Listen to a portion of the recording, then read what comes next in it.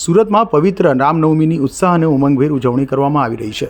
ત્યારે રામ મંદિરમાં વહેલી સવારથી જ ભાવિકોનો ઘોડાપૂર જોવા મળ્યો હતો। ભાવિકો જય શ્રી રામના નારા સાથે મંદિરમાં ભગવાનના દર્શન કર્યા હતા, જેથી મંદિરમાં પણ વિશેષ વ્યવસ્થા દર્શન માટે કરવામાં આવી હતી।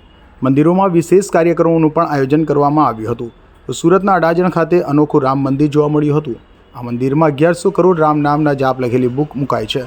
હજારો ભક્તો વર્ષોથી રામ નામ જાપ લખે છે અને એ તમામ રામ નામ જાપ એક જ સ્થળે એકત્રિત કરાયા છે। સાથે સાથે વિશ્વ શાંતિ માટે મંદિરમાં રામ સ્તંભ પણ બનાવાયો છે। તો આ રામ મંદિરમાં દરરોજ અને વિશેષ રામ નામના દર્શન માટે સેંકડો ભક્તો ઉમટી પડે છે। મારું નામ વિવેક પ્રકાશ ચંદ્ર શુક્લ છે અને અહીંયા અમે મહારાજ શ્રી તરીકેની ફરજ બજાવીએ છીએ। ઈસવીસન 1994 થી લઈને મારા પિતાજી અહીંયા હતા અને હજુ છે, અને એટલે અમે અત્યારે અહીંયા રામ મંદિરે મહારાજ શ્રી તરીકેની ફરજ બજાવીએ છીએ। જી, આજે રામનવમી છે તો કઈ પ્રકારના કાર્યક્રમો છે અને કેવો ઉત્સવ છે?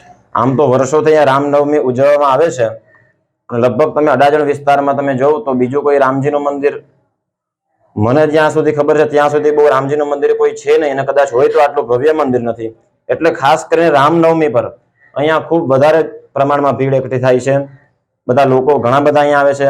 રામનવમીના દિવસે અહીંયા મંદિરમાં સવારે 6 વાગ્યાથી લઈને બપોરે 11 વાગ્યા સુધી હનુમાન ચાલીસાના 100 પાઠનું આયોજન કરવામાં આવે છે। હનુમાન ચાલીસાના 100 પાઠ થાય છે।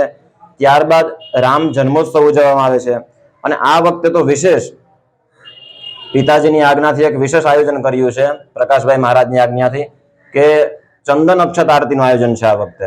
એટલે એ પણ આ મહાઆરતી થશે અને ત્યારબાદ મહાપ્રસાદીનું આયોજન છે કે જેમાં લગભગ 700 થી 1000 માણસ લોકોનું મહાપ્રસાદીનું આયોજન હોય છે। સુરતમાં અલગ અલગ રામજી મંદિરમાં યજ્ઞ, ભંડારા અને ભજન સહિતના વિશેષ કાર્યક્રમોનું રામનવમીને લઈ આયોજન કરવામાં આવ્યું હતું।